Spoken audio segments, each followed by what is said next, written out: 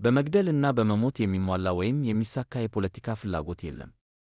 አቶ መሐመድ ኢድሪስ ጫካ ስንገባ ምክንያታዊ ነበርን፣ አሁንም የሰላምን አማራጭ ተቀብለን ስንመጣ በምክንያት ነው። ከኮሎኔል ፈንታው ሙሃባ በሰላማዊ መንገድ የአማራን ሕዝብ ጥያቄ እናስመልሳለን። ከወረዳት ፕሮፌሰር ኢያሱ አባተ ከዚህ ቀደም በአማራ ብሔራዊ ክልላዊ መንግሥትና በአማራ ፋኖ ሕዝባዊ ድርጅት አፋሕድ መካከል የዘላቂ ሰላም ስምምነት መፈረሙ ይታወሳል። ዛሬ ደግሞ ስምምነቱን ውጤታማ ለማድረግ የማስፈጸሚያ ስምምነት ተፈርሟል። ስምምነቱን የአማራ ክልል የሰላምና ጸጥታ ቢሮ ኃላፊ እሸቱ የሱፍ ዶር እና የአፋሕድ ወታደራዊ አስተዳደር መምሪያ ኃላፊ ረዳት ፕሮፌሰር ኢያሱ አባተ ነው የተፈራረሙ። በስምምነት ፊርማ ሥነ ሥርዓቱ ላይ የሰላም ሚኒስትር አቶ መሐመድ ኢድሪስን ጨምሮ የመከላከያ አመራሮች፣ የአማራ ክልል አመራሮች፣ የሰላም ጥሪ ተቀብለው የገቡ አካላት ተገኝተው ነበር።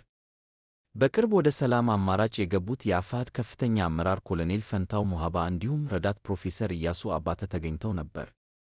ምን ተባለ?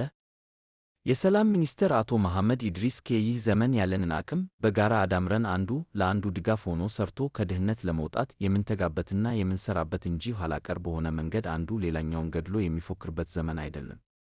በመግደል እና በመሞት የሚሟላ ወይም የሚሳካ የፖለቲካ ፍላጎት የለም። አሸናፊ መሆን ከፈለግን ዓለም ስልጡኖች በደረሱበት ሰላማዊ የፖለቲካ ትግል ውስጥ መግባት፣ ሕዝባችንን ማልማት፣ ለሕዝባችን ለትውልዳችን የሚበጀውን መስራት እንጂ ለቀጣዩ ትውልድ መማሪያ የሆኑትን አቅም የሚሆኑትን መሠረተ ልማት ማጥፋት፣ ዕድሎችን ማጨናገፍ አይገባም።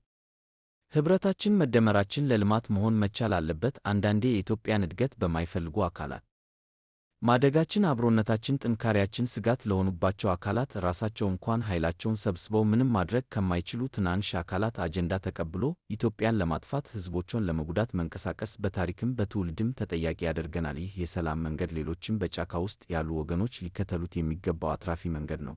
አቶ መሐመድ አሁን ላይ ሐሳብን ወደ መድረክ ይዞ መጥቶ መነጋገር እና በሐሳብ ማሸነፍ እየተሻለ ኋላ ቀር በሆነ መንገድ መሳሪ አንግቦ የሕዝብን እንቅስቃሴ መግታ፣ ሕዝብ በየዕለቱ ከኑሮ ጋር የሚያደርገውን ትግል እየገቱ መፈተን የሞራልም በሕግም በታሪክም ያስጠይቃል ሲሉ አሳስበዋል።